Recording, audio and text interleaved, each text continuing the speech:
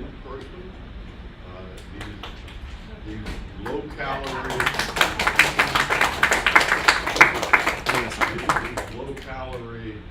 breakfast turned out for a long time to be no-calorie breakfast, and I'm glad we're here and we can mingle and network.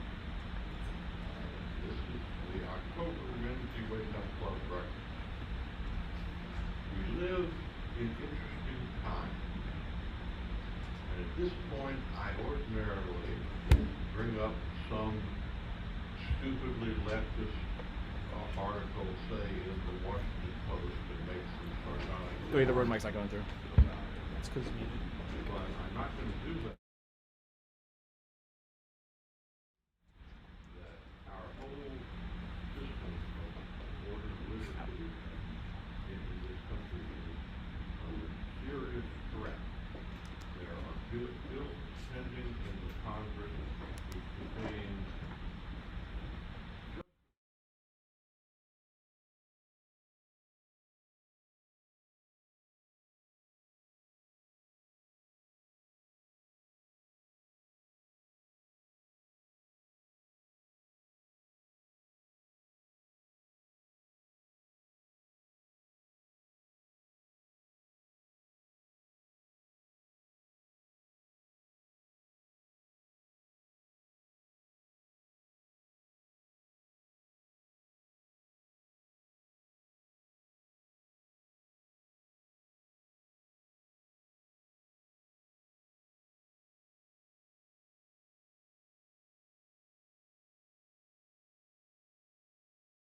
they show their hand from time to time, and the most recent indication of this is that the Attorney General of the United States has asked the FBI and other agencies to investigate the sinister danger of parents coming and complaining at school board meetings. There hadn't been a nit of violence, and those things should, of course, be handled locally if there's violence at some meeting. But they're making a federal case out of it in a deliberate attempt to stop what is now going on, which is intense interest among conservatives for school board races for the first time. And you may know that on August 9th, your Leadership Institute launched our newest program. For years we had 47 different types of in-person programming, and the 48th one was the subject of very serious effort and expenditure of time, talent, and money putting this together. It's now available. It's called School Board Campaign Training, and it's online, on demand. We'll soon have in-person versions of it conducted first here and then elsewhere in the country. It's a superb course, and I commend it to you. I encourage you to live tweet today's event. The hashtag is here on the screens, and you can live tweet it. In 2021, your Leadership Institute has already trained 8,229 conservatives at 300 separate programs across the country and the world.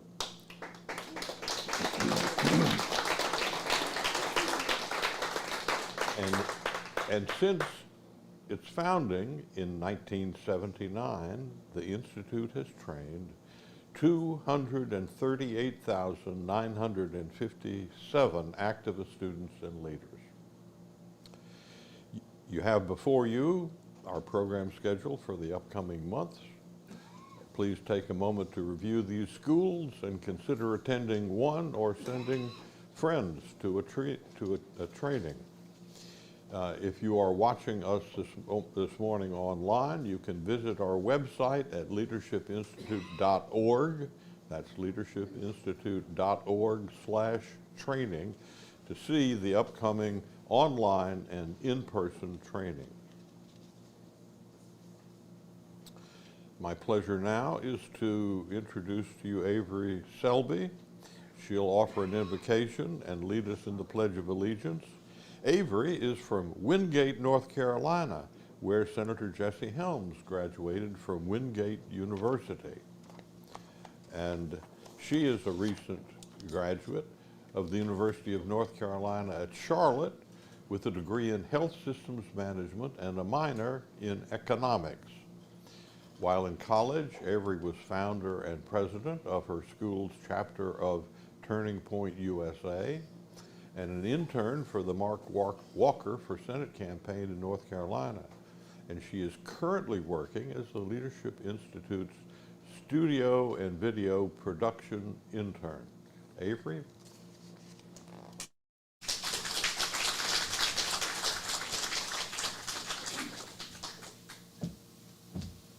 Good morning.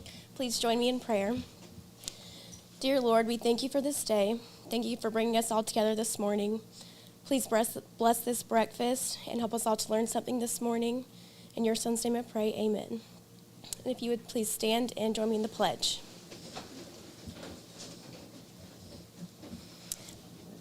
I pledge allegiance to the flag of the United States of America and to the republic for which it stands, one nation, under God, indivisible, with liberty and justice for all. Thank you. Thank you, Avery. And now for a program's report. A brief report will be given to you by Kirsten Holmberg. She is the Deputy Director of Political and Fundraising Training here at the Leadership Institute. She's a proud graduate of Grove City College, an institute that believes in principles of faith and freedom. Originally from the Chicago area, she lives in Washington, D.C. That's sort of like moving from the frying pan into the fire. She enjoys reading on her front porch and cycling around the city. Either hobby can be dangerous in D.C. Kirsten?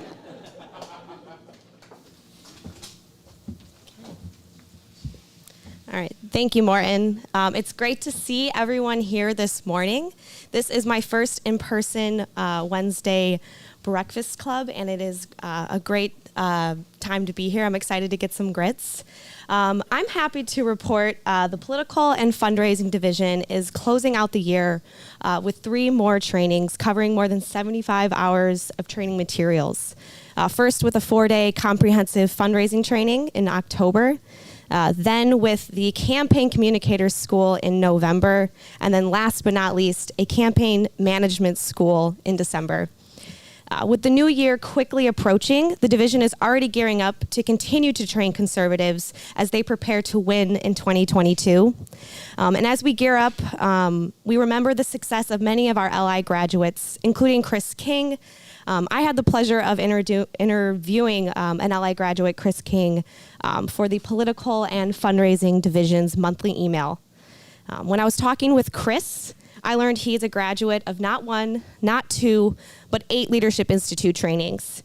These trainings ranged from the campaign schools I just mentioned to the flagship Youth Leadership School to our communications and digital trainings that we here have at the Leadership Institute. So needless to say, Chris is a well-rounded LI graduate. And he's gone on to use that training to earn a seat in his hometown school district governing board. And as we were wrapping up the interview, he gave me a bit of advice. He said simply, Kirsten, tell LI graduates and students to find a mentor, work with them to become knowledgeable, and then tell them to donate one of the 3 T's, time, treasure, or talent. That is how they will really make a difference. And that is exactly what Chris King did. He found mentorship in the Leadership Institute. He equipped himself with tools to learn to win, and he put it into action in 2021 and earned a seat on the Val Unified School District Governing Board, where he's able to make decisions that help students and actually make a difference. So as the political and fundraising division gears up for 2022, that is what we are remembering. We are remembering the success stories like Chris King, who is just one graduate amongst 238,957 other activists and leaders that have left the Leadership Institute trained. Thank you.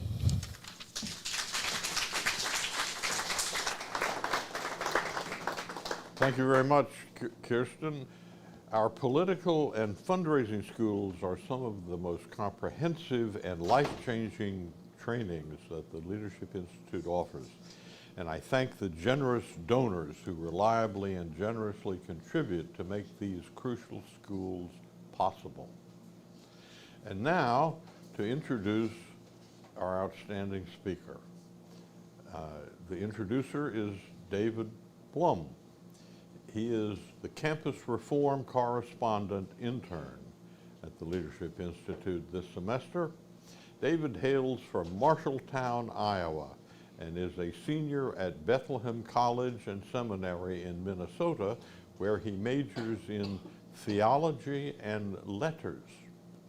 He worked for the Republican National Committee's 2016 Iowa Victor campaign and served as a clerk to Iowa State Representative Dean Fisher.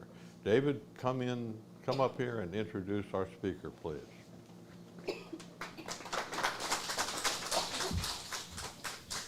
Good morning. Thank you, Martin. John Tamney is the director at the Center for Economic Freedom at FreedomWorks.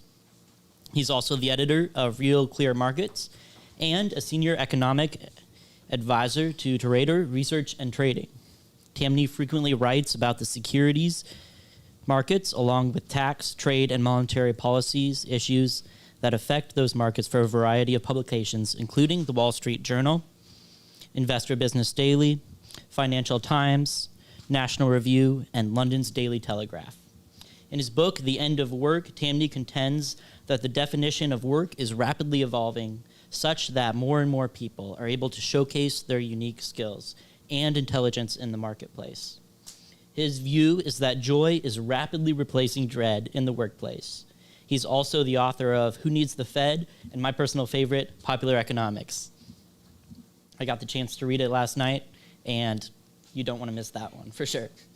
Tamney has a new book, When Politicians Panicked, The New Coronavirus, Expert Opinion, and the Tragic Lapse of Reason. It tells the tragic story of how, in response to a spreading virus, global politicians mindlessly pursued economic depression, starvation, and death as a cure. Prior to his work, Tamney worked in private wealth management for Credit Suisse and Goldman Sachs. He received a BA in government from the University of Texas at Austin and an MBA from Vanderbilt University's Owen Graduate School of Management. He lives in Washington, D.C. Ladies and gentlemen, please join me in giving a warm welcome to John Tamney.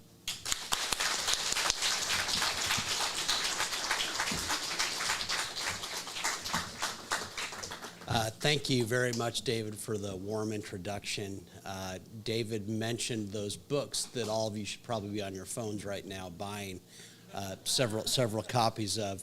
It's funny with books, some of you someday will do this. The first one you write is always the one that everyone says, oh yeah, I really like that one. And then they ignore the other ones. And so make sure your first one is the best one, because it seems the ones that follow. But this one that I'm going to talk about today, I think, is of particular importance. But before then, I want to thank the Leadership Institute so much for having me here. What a treat to get to present to such an important group. It's one thing to have ideas. It's one thing to have beliefs and ideology.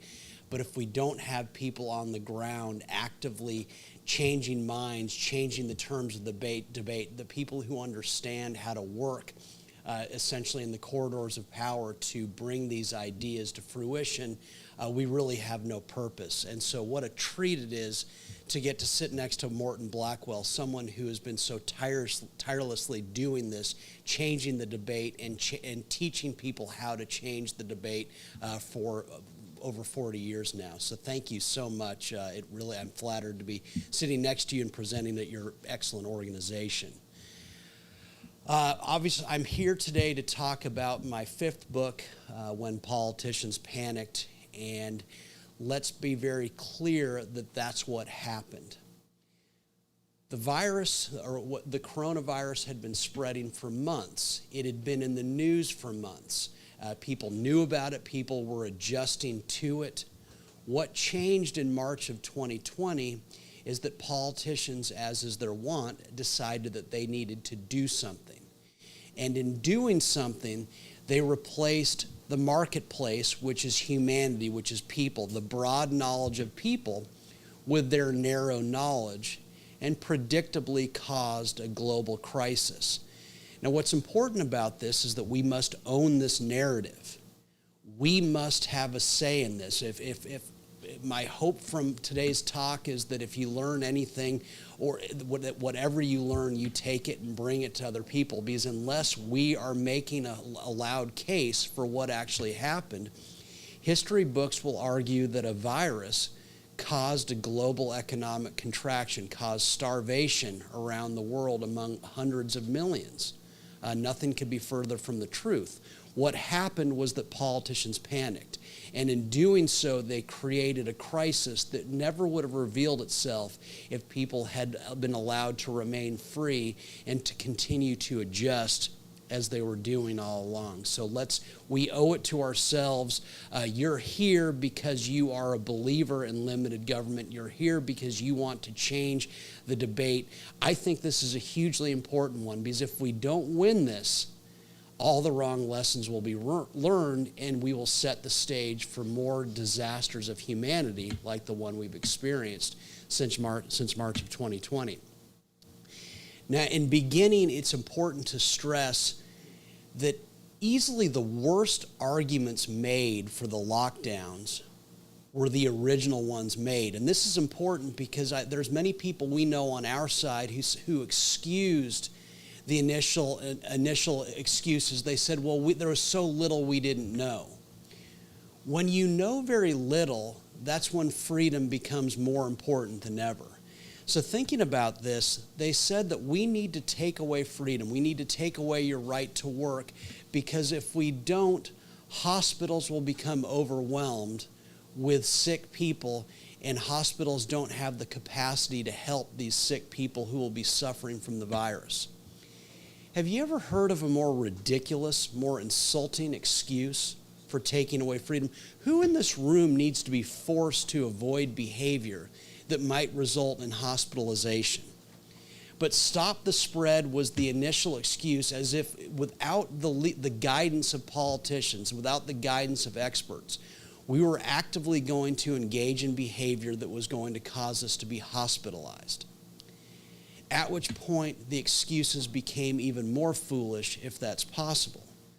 Many of you remember the Imperial College study from England saying that unless Americans had their freedom and right to work taken from them, that 2.3 million of us were going to die. That, if possible, is an even dumber excuse for the lockdowns. Think about it. Who among us needs to avoid behavior that might result in death? And let's take it further and imagine if Imperial College had predicted 30 million or 50 million American deaths. At which point, the excuse for lockdown becomes even more ridiculous. Really, what's the point of political power, or what's the point of the taking away of freedom if we know what the future holds if we don't take precautions?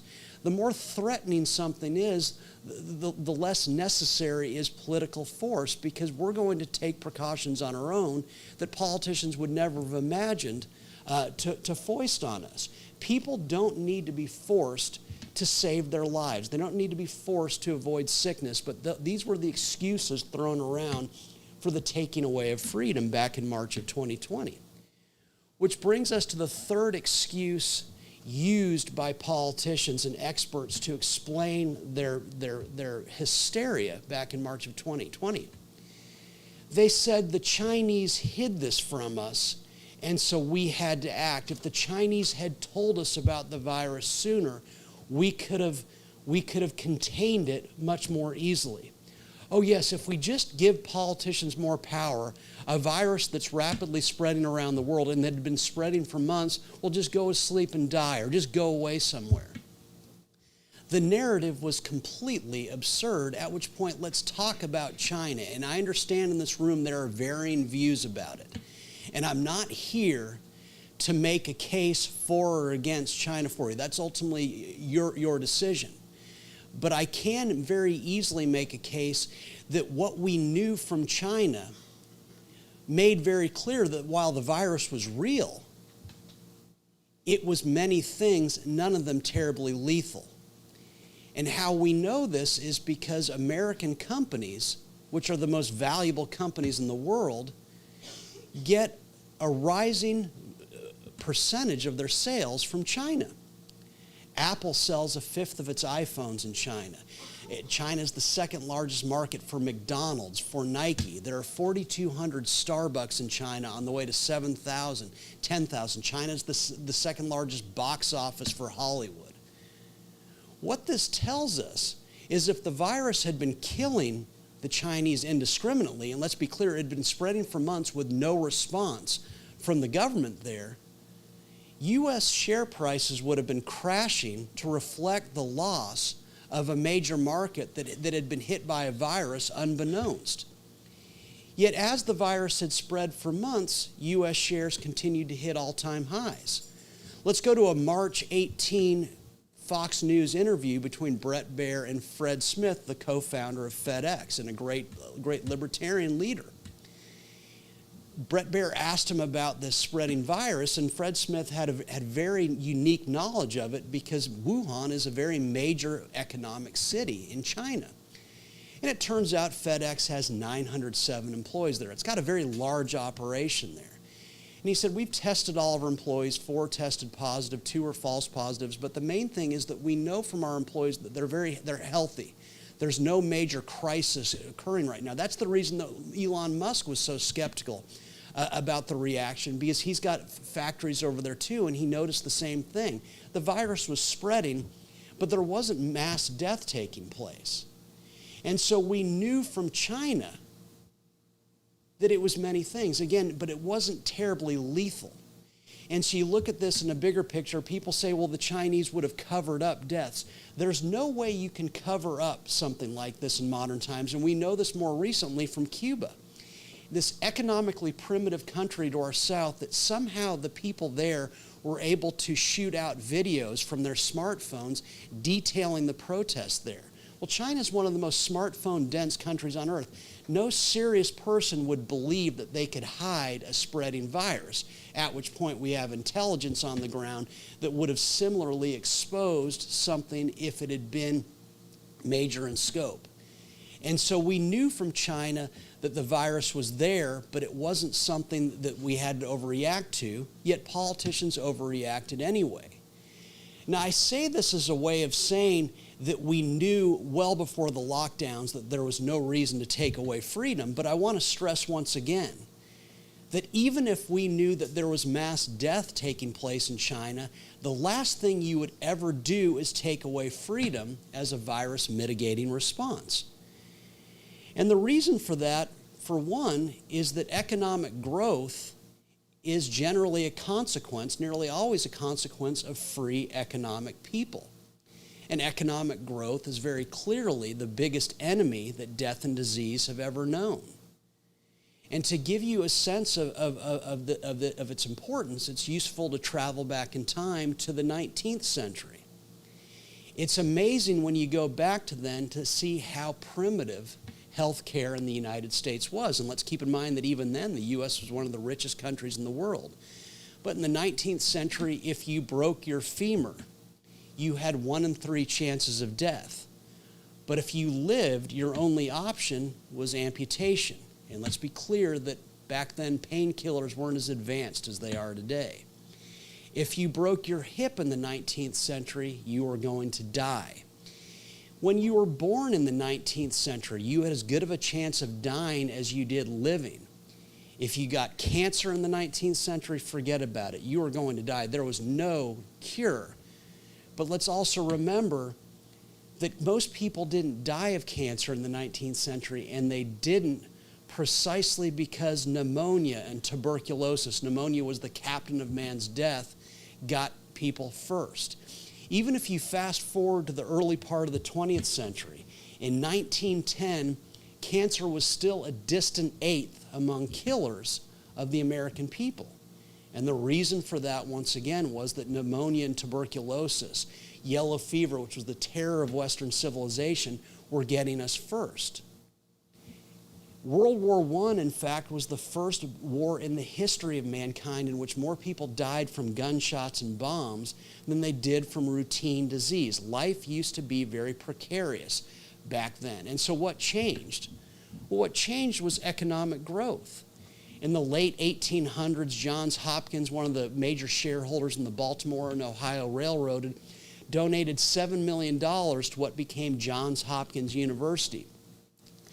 In doing this, he created one of the first real medical schools the world had ever known. Before then, medical school was a nighttime trade school, and it was all about just teaching people how to deal with people who were going to die, how to comfort them. There was no effort to learn how to cure disease, and so Johns Hopkins was the first school that was actively matching doctors and scientists with resources to understand how to help us recover from illness. Which brings us to John D Rockefeller, arguably the richest man who ever lived. In his lifetime alone, he gave away $530 million. $450 million went to medical research.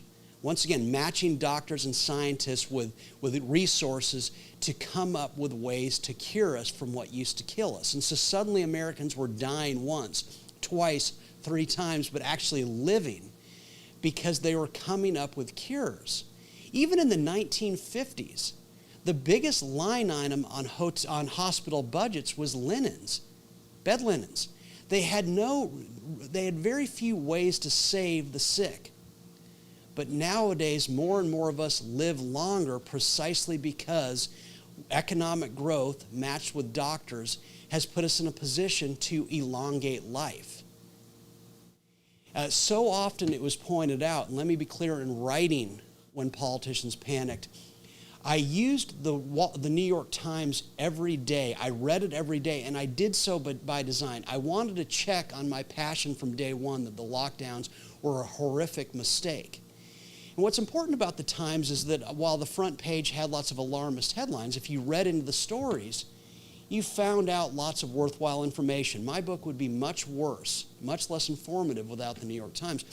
And one of the things they continued to report was that in a death sense, the virus was most associated with individuals living in nursing homes. This isn't to minimize old people, but it is to say that the people generally dying with the virus were very old, were dying of old age. And this is important because it's a reminder of how much progress we've made in a healthcare sense. People dying of old age, does anyone realize what a rich country modern concept that is? Historically, people didn't last this long, yet suddenly the death was concentrated in nursing homes, which is again a sign of what economic growth has meant for the advancement of healthcare. And so politicians said, this is a dangerous virus, it's a lethal virus, and so we must take away your freedom as a virus mitigating response. We must take away your right to work and operate your business. Historians will marvel at their abject stupidity. Wait, you're going to crush economic growth as a way of fighting a virus, even though economic growth has always been the biggest enemy of death and disease? Again, this needs to find its way into every history book because this was unprecedented in scope and sheer stupidity. Which brings us to the other, look, freedom among individuals is a virtue on its own, but freedom produces the economic growth that fights death and disease, but freedom also produces information. And that's arguably the most important thing as a virus is spreading. People kept saying, well, we didn't know anything about the virus, so we needed to take away freedom. No, it's when you don't know a virus that you want people as free as possible. Because in trying different things, with 330 million Americans doing things differently, in response to the virus, you come up with crucial information as to how it spreads. And so you think about this in terms of what happened in 2020. I'll point out, first of all, what the New York Times reported. In the states that locked down last, the people in those states were taking the most precautions first. You know, the red states that don't believe in science? Yeah, their governors didn't take away their freedom. So on their own, they're going to restaurants less, going out less. They were looking for ways to protect themselves from an unknown. And you think about it more broadly, I think most of us in this room, conservative or libertarian, probably know conservatives or libertarians who never went into a restaurant for over a year. I certainly do. And so you need people like that. You need people freely making a decision when a virus is spreading to basically step back. Because you need to find out if that behavior is well associated with good health outcomes. Now, it turns out it really wasn't. In May of 2020, New York City reported that of all of its hospitalized due to the virus people, 2/3 of them had been sheltering in place. And so it doesn't necessarily work. Again, a virus isn't just going to go crawl up and fall asleep if you go hide in your house, but you need people trying that way. You also need people like my occasionally exasperating wife, who in response to the virus, in her defense, she had just had a child, suddenly became nightmarish in our house. If I left and came back in, she'd follow me around. Did you wash your hands? Did you wash your hands? And we'd be walking down the street, just walking down the sidewalk, and if someone was about to pass us, she'd jump out into the street to avoid them. I thought this was completely ridiculous, but you need people like her. You need people who are taking major precautions to find out if their actions, once again, protect them from a bad health outcome. You also need people like me. In my case, I couldn't wait to get out of the house every single day. The highlight of my day during these needless lockdowns was getting to the grocery store. And if honest, I used to purposely forget things at the grocery store so that I could go back to it. So desperately did I want to be around people. And the minute restaurants opened, whether it's indoors or outdoors, nowadays, David, now I live in Bethesda, Maryland. I was coming over to Virginia just to go to restaurants. You need people like me. You need to find out what happens when you act like me. You also need my science-denying parents in Southern California. 80 and 78, they had grown up in the age of polio and things like that, and their response was, there's no way at our advanced age that we're going to give up our lives and just sit here at home and hide.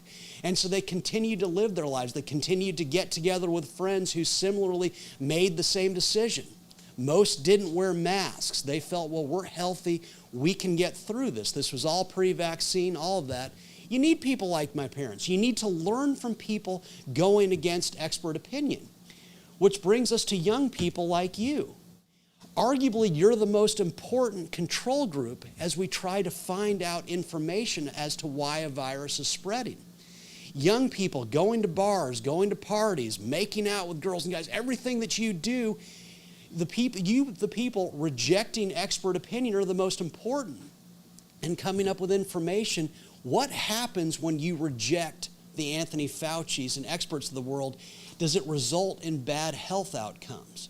And when we needed this information most, politicians quite literally blinded us. They foisted on us one-size-fits-all decisions that blinded us to the truth about how a virus spread.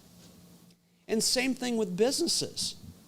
There's no doubt that a business like Disney, a very large company with good access to capital markets, probably would have shut its parks down initially.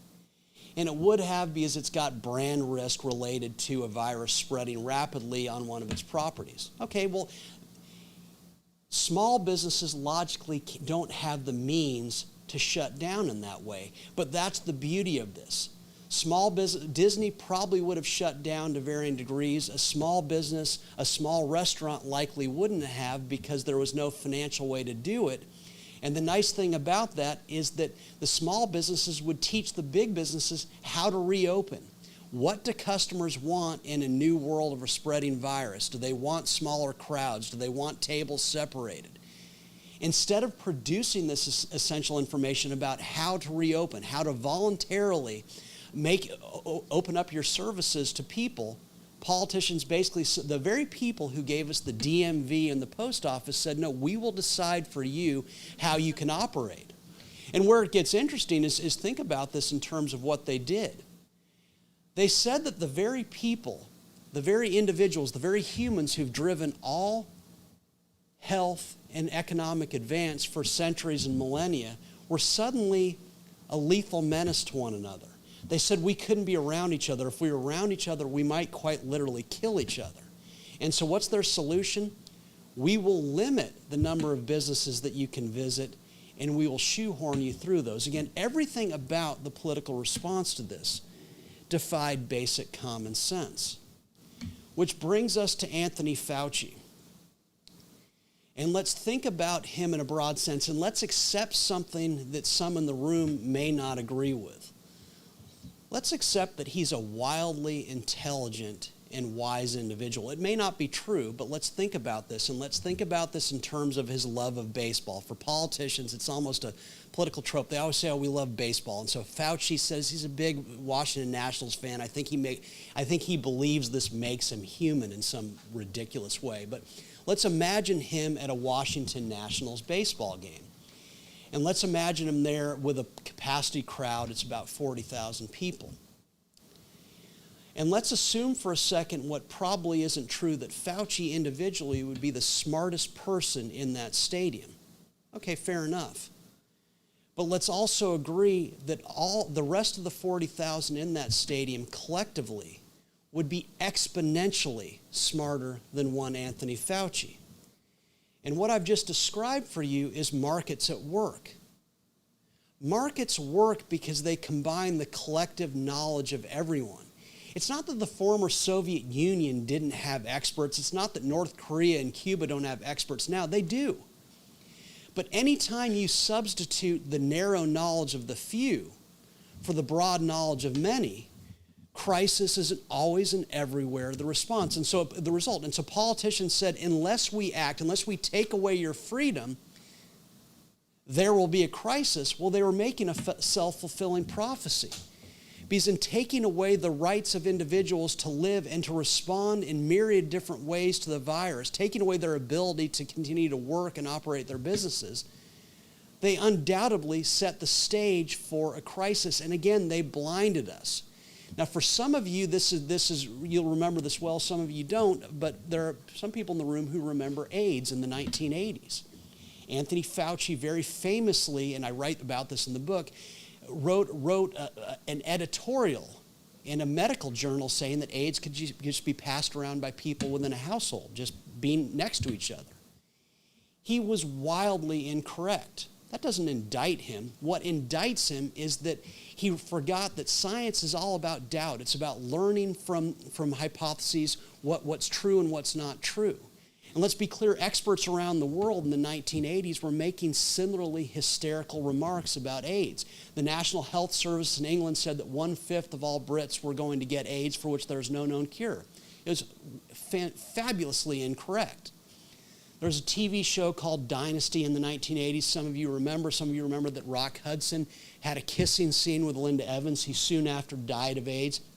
He went to his grave thinking he'd killed Linda Evans. Most Americans were worried about it, how little we knew back then about AIDS, which is precisely why when a virus is spreading, you don't want to rely on the experts. You want to listen to them, but you need to have free people actively living their lives, producing real information. Instead, Anthony Fauci said, I believe this is true. It doesn't matter if we take away freedom. We must do it without regard to the consequences. And the consequences were obviously very grave. You think about tens of millions of Americans who lost their jobs. The businesses around the country that either went bankrupt or were impaired. Imagine that. And politicians said in response to this, yes, you're no longer working. What gives you dignity? What animates your life? Suddenly, we're going to give you a check for $1,200 for your troubles. Oh, the business that you spent decades building and that you spent decades building up a customer base with, suddenly you can't operate it, so we'll give you a check. I think for most Americans, their work and their life's work in a business means a lot more to them than a check that in no ways paid the bills in the first place. It's hard to think of a way that politicians insulted us more by saying our work wasn't worthy, our businesses weren't important enough, that basically we're no longer essential, shut it down because we need to help you fight a virus, as though we weren't going to take precautions on our own, which brings us to the global impact of this. Again, New York Times had all this inside stories that pretended that there was blood in the streets around the United States and that we were dying left and right. But in fact, the real global tragedy was that when the United States takes a break from reality and shuts down, the whole world suffers because we are the economic engine of the world. When we don't produce, people stop producing globally. And so you quite literally had 285 million people around the world rushing towards starvation as a consequence of the lockdowns. You had hundreds of millions more headed toward poverty as a consequence of what rich people in well-to-do nations did, as a consequence of what experts foisted on us, experts who were never going to miss a meal and who were never going to miss a paycheck. If I ever again hear a left-wing person say it's all about the poor, I will stop them right there and say, hang your head in shame, because the hatred they showed for the poor people in the U.S. around the world in relation to the coronavirus is nothing short of sick-inducing. Never, ever let them make that argument to you again, because what they did in 2020 and beyond shows an extraordinary hatred for poor people and those who live without and those who gasp have jobs that are associated with actually serving people in person. Which brings us to the conclusion. I think it's fairly clear that the statistics supporting non-alarmism with regard to the virus are fairly strong. But I also want to make clear that I don't use a lot of statistics in the book, and that I think it's a loser argument. Statistics will help us win the near-term argument, but it will cause us to lose the long-term battle. And that's the case because if we make a case against lockdowns, a statistical one, well, the CDC said this, that most people had comorbidities and stuff like that. What we're doing is we're implying that politicians have the right to take away our freedom. No, they don't. Ever, ever, ever. And once you concede that, once you make a statistical argument, you're setting up something much worse in the future. Because pathogens are a part of life, and the coronavirus will not be the last one. And because it won't be the last one, this won't be the last time that experts go to easily gulled politicians and say, this time is different. We have to take away freedom this time because, well, this virus is more focused on young people. No, never, ever again give up your freedom so easily. In doing so, you don't just threaten your health, but you threaten what makes life living in the first place. Freedom on its own is a virtue, and freedom works. Let's never give it up again. Thank you very much.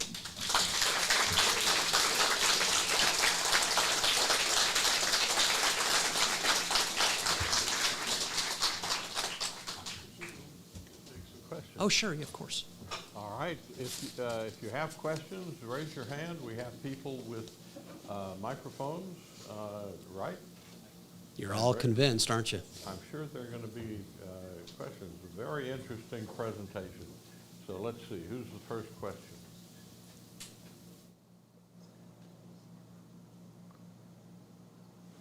Somebody back there? Good grief. Here, this young man here. I wasn't referring to you. You're not that old, but the young man behind you. But you're welcome. You spoke about the impact of policy on the pandemic, but turn that around. What is the impact of the pandemic on politics and how it related to the elections of 2020, which might shape out to be more world-changing than the pandemic itself? It's a great question, and I talk about it in the book. Let's do a counterfactual here.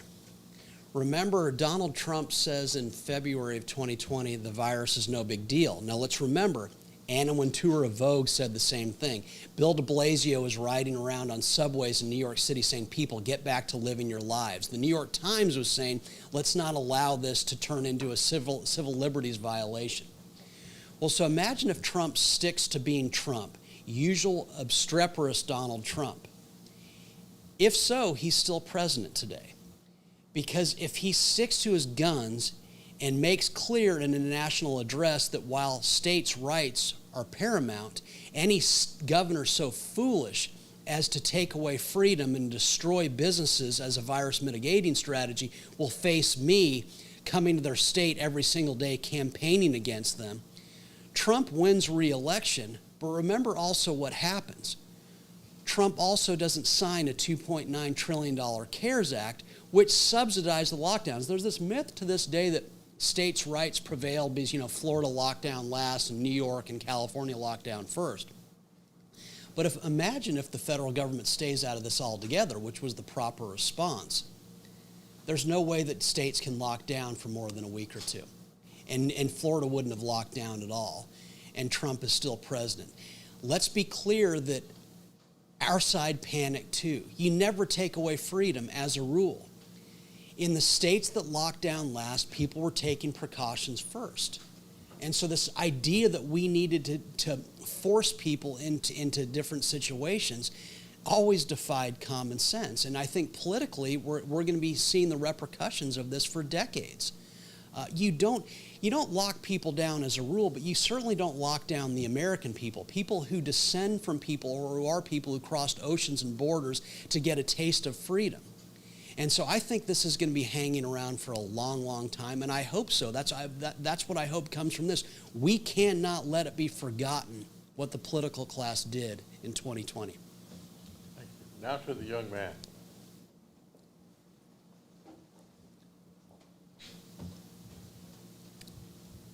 So when you say not to make a statistical argument, just because it allows for exemptions if certain things are true, do you mean that to be true for any kind of discussion or just specifically with COVID lockdowns?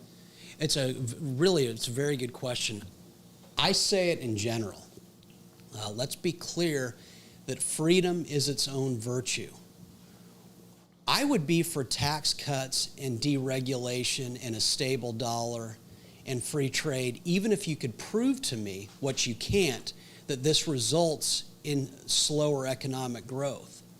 Freedom is what matters. Once people are free, you'll get all the economic growth you want. So focus on people as individuals just have a right to live their lives, trade with whom they want, work without government taking so much of the fruits of their labor. Start with freedom, always, always, always, because once you get into the statistics, you set the stage for. I mean, a perfect example is, okay, well, Tennessee's got a zero tax rate and California's got a high one. But are people from San Francisco leaving to move to Memphis? No, it's nothing against Memphis, but there's lots of wealth being created in California and New York despite all these high taxes and everything. We should just be for freedom. End of story. Next question in the back. Wait until the microphone, please. I'm Dino Trudy. What has surprised me more than anything else is the dearth of lawsuits challenging all of this. And there may be more lawsuits coming now that they want to force mandatory vaccination and so forth.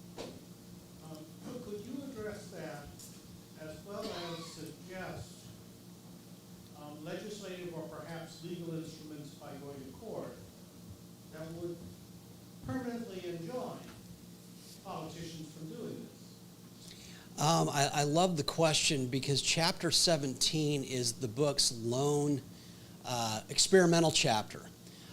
In it, I asked the question, was there a constitutional right to work? Were there constitutional rights being violated as politicians locked down? And it's funny, I heard from libertarians, I heard from Roger Plum at the Cato Institute, someone I think the world of. He said the state, as in individual states, have police power during scenarios like this. Judge Napolitano conversely said, oh, no, what was happening was wildly unconstitutional. And then you found some on the left, I mentioned them all in this chapter, saying that not only did the federal government have the right to impose national mandates, but it needs to set up a plan in the future so that it can lock down nationally when this comes again. And so it staggers me that our side hasn't fought this more in a legal sense, that wait a second, as individuals, we just have natural rights that we were born with. And I feel like we had those trampled on this time, but I think at the very least our side needs to have a debate or discussion about it, what the meaning of that is, because again, as I see it, I think people just sat back and let their freedom be taken from them. So I think I know where you're going. I tend to agree with you that there's definite legal recourse here, but that we haven't really tried. Certainly, one of the things I'd bring up is that in Carlsbad, California, the restaurants and bars there finally just put up signs saying, we peacefully protest. You can either put us out of business or we're going to reopen. And so they just reopened. And it's easy to say from here, but I would hope in the future that Americans say, you can't handcuff us all, which you can't. Never, ever again. They cannot be allowed to do this again. This was the greatest human rights tragedy of the 21st century, and it cannot be repeated. Question here. Over the last 2 years, there's been a tremendous amount of damage to the economy by the U.S. government. Do you have any specific markets or industries you think are the most skewed because of this? Most skewed? Okay, so mass intervention by government over the last 2 years. It's interesting. I wrote in April of 2020 that the U.S. economy was going to recover, and the recovery was going to be huge. And one of the positives of this, but you could also come out of this with a negative viewpoint, is never forget capitalism and markets have always been faster than politicians, and they're getting faster by the day. And I think we saw this in 2020.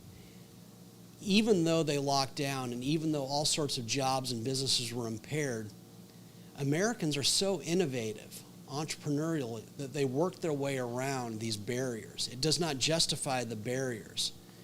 But I think it's going to be increasingly difficult for politicians to take away our freedom to work and operate our businesses just because technological advances here are so great.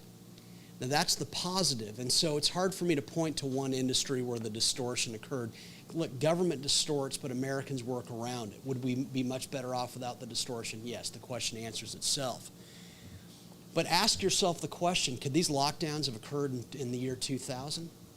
There's no chance. Because, see, in the year 2000, there was no Facebook for people to advertise their virtue on, that they were at home wearing masks and everything. There was no streaming of internet, because back then it was mostly dial-up, and Netflix wasn't even well known, so you couldn't sit at home and watch Tiger King all day and hide from the virus. Webvan had gone public in the late 90s, only to go bankrupt by 2001. That was the original grocery delivery company. So there was no way to sit at home and have all these awesome groceries delivered to your door by those subhumans that still worked. Do not knock on the door, don't touch us, don't come near us, but you can drop groceries. And there was also no Uber Eats and all these different ways for when the people got tired of cooking, that they could order food and have subhumans deliver it to them. And so in the year 2000, there's no way that there could have been lockdowns. And so technology and progress is beautiful. I would never give it up, but we have to be careful because it's become so grand. It puts politicians in the position to say, oh no, you have to stay home for 2 weeks. No. Never, ever give up your freedom. We have time for one more question.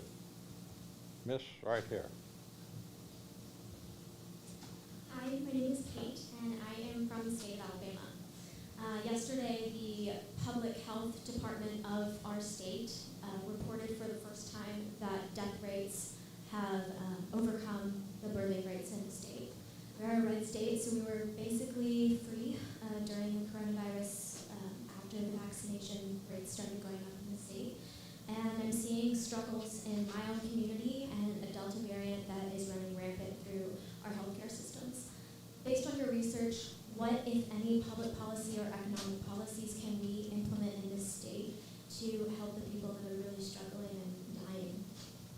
Very good question. Look, no one here, I don't think, ever denied that the virus didn't exist, that it wasn't going to have health implications for people.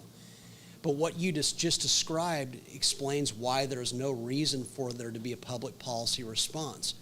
What about death, or the potential of death or sickness requires politicians to take away our freedom? The fear of dying, the fear of getting sick, is sufficient on its own to cause us as individuals to take precautions. And so it's always very tragic when something's spreading, cancer, anything. When people are dying, it's always tragic, but none of this requires a political response, precisely because the Delta variant appears to be fairly perilous for some people. People are going to make changes on their own, and they are going to take precautions on their own. There's no need for politicians to pile on and take away our freedom. Great. Just hold up just a second, but let's all give a applause.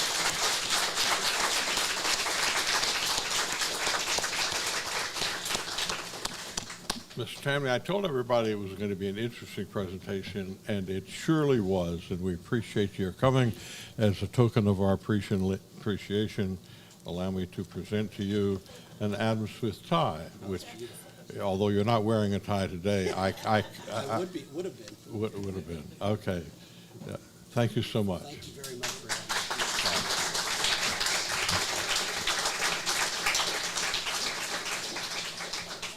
Please join us on November 3rd for our next Wednesday Wake Up Club breakfast. Our speaker will be U.S. Representative Byron Donalds, a freshman congressman from the Naples, Florida area, and he is a proud graduate of the Leadership Institute. I encourage you to RSVP online at leadershipinstitute.org/breakfast. Ashley Loring, would you step up here? Thank you. I invite anyone interested in a first-class tour of our Stephen P.J. Wood building and our Emerson and Dolores Reich Center for Campus Reform.